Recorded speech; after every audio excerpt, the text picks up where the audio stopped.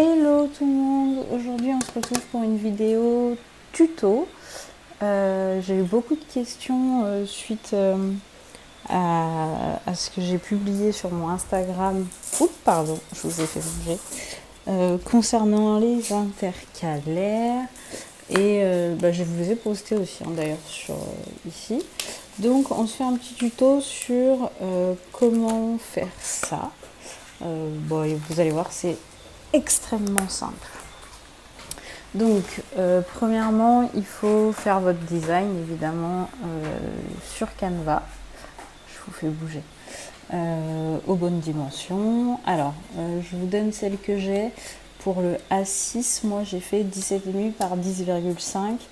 Pour le A5, je crois que c'est 16,5 parce que du coup j'ai fait mes onglets par ici sur 21.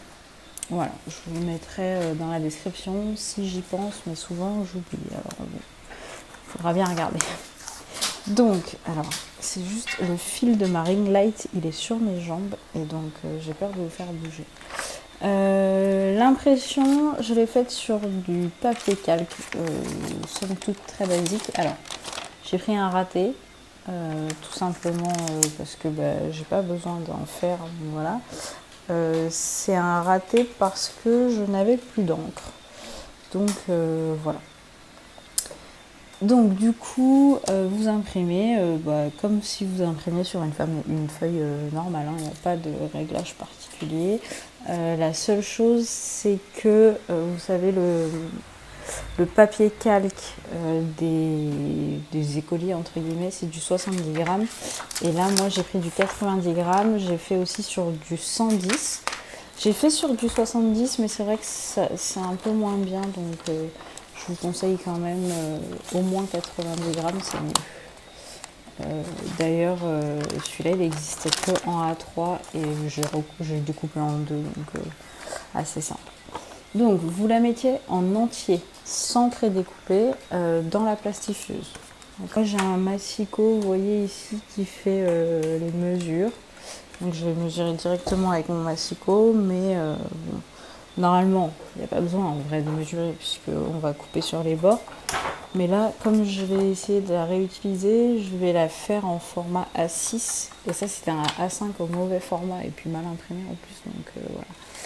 Donc, je vais découper dans un premier temps vraiment quand même sur les bords. Hop. Tac. Donc, on a dit... Non, je vais couper là.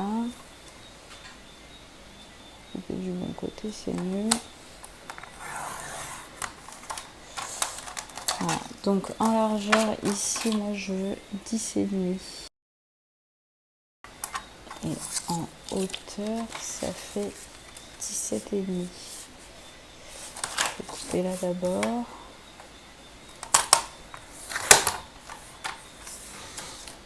Hop.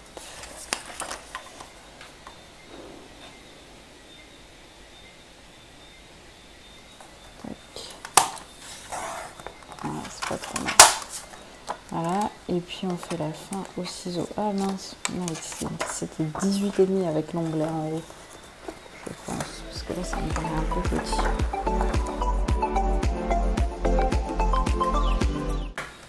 Hop, et je reprends une feuille, je vais la remettre dedans. Tac. On essaye de ne pas faire de perte. Voilà, et retour dans la plastifieuse. Et voilà. Donc, au final, donc je l'ai passé 2 fois là. Après, pour être sûr que ce soit bien. Et donc, on va recouper toujours à ras.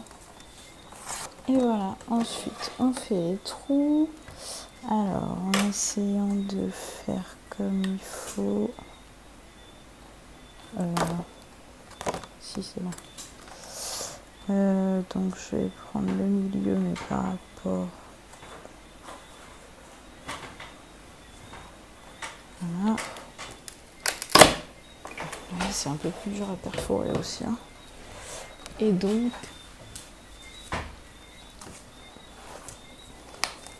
si je vais la mettre dans mon classeur, hop. Alors, je me suis trompée d'un centimètre, donc c'est pas top, mais voilà, dans l'idée, ça fait ça. Et voilà, et donc vous pouvez le faire avec tous les formats. Voilà. L'important, c'est que la partie du dessin, ça fasse la même taille que vos trackers, vous voyez, ce que je n'ai pas fait. Voilà, il manque le centimètre qui est là. Et après, votre onglet, moi je fais 1,5 cm de haut en général, et ça passe plutôt bien. Et pareil, pour le A5, si vous voulez faire sur les côtés, ben, c'est le même principe. Voilà, j'espère que j'ai été claire. On se retrouve très très vite, début de semaine prochaine, pour faire le remplissage des épargnes. Je vous dis à bientôt. Ciao, ciao.